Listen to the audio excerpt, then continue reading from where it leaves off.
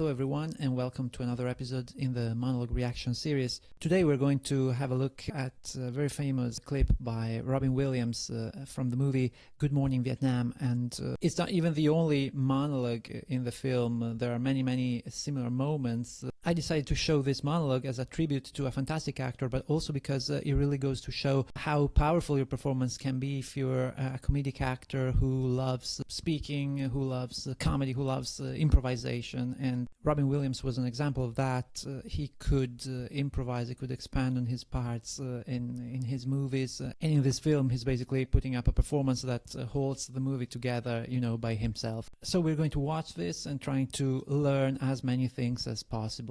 Okay, enjoy. Good morning, Vietnam! Hey, this is not a test. This is rock and roll. Time to rock it from the Delta to the DMZ. Is that me or does that sound like an Elvis Presley movie? Viva Da Nang. Oh, Viva Da Nang. It is very difficult to find a moment to stop this monologue because this clip goes on for about a minute and a half and it's always like this. Of course, the character is a radio entertainer, a radio host, and as a radio host you have to show your presence. Your presence goes through your voice. He kind of disregards his facial expressions here and focuses on the rhythm and on the sound of his voice. A radio host, we were saying, requires presence and requires rhythm. You really need to fill all the spaces, all the silences, because you want to keep your audience entertained. And that's what he's doing. Now, I don't know how much of this clip is improvised, how much of this clip is scripted, how much is an expansion on several takes he did, trying, to refine his style, to find his voice as a radio host. The result is incredible, and you will see he can basically say and do whatever he wants, and it will work. Don't hang me, why don't I get a rope and hang me? Hey, it's a little too early for being that loud. Hey, too late. It's 0600. What's the O stand for? Oh my God, it's early. Speaking of early, how about that Cro-Magnon, Marty Drywood? Thank you, Marty, for silky smooth sound. Make me sound like Peggy Lee. Freddie and the Dreamers. The wrong speed. We've got it on the wrong speed. And he exploits a malfunctioning of the music in order to create this catch. This is probably staged, but it's really great how he delivers it. Comedic timing has a very thin balance. You don't have to overdo things, but you have to show clearly why something is funny. And at the same time, Robin Williams shows it very well. He really enjoys being an entertainer. He doesn't have an attitude. No, he enjoys what he's doing, and this enthusiasm is contagious, really.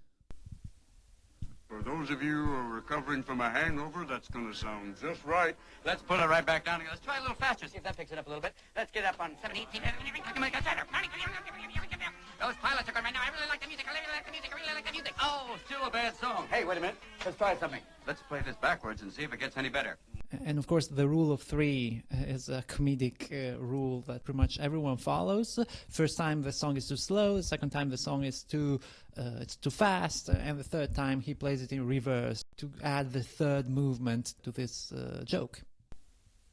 Look, there's Niviv. Freddy is the devil. Look, there's Niviv. Freddy is the devil. Hey, hi, can you help me? What's your name? And here there is probably a cut, and so that's why I was saying this clip is probably a collection of takes that he took in order to experiment with his skills as radio host.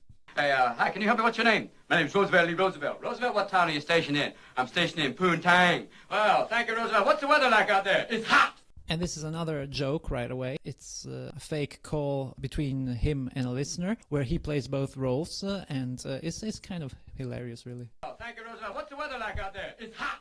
Damn hot. Real hot. Hotter than this is my shorts. I can cook things in it. Yeah, in comedy you always need to change the rhythm and change the pacing, and if you play different characters, yeah, just give them a different, voice tone, but pace most of all. So he now plays the radio host, how's the weather like in Poontang, and the listener has this voice like, it's hot, it's really hot, and so that creates a difference, and that's why it really works on the audience. Crash pot cooking. Well, can you tell me what it feels like? Fool, what is hot? I told you again. Were you born on the sun? It's damn hot. You can be a little thing. I saw it so damn hot. I saw one of those little guys in the orange robe burst into flames. It's that hot. You know what I'm talking about. What do you think it's going to be like tonight? And the purpose is to have one character that is balanced, the radio host in this case, asking questions in a balanced way, and one character that is completely over the top, as this listener is.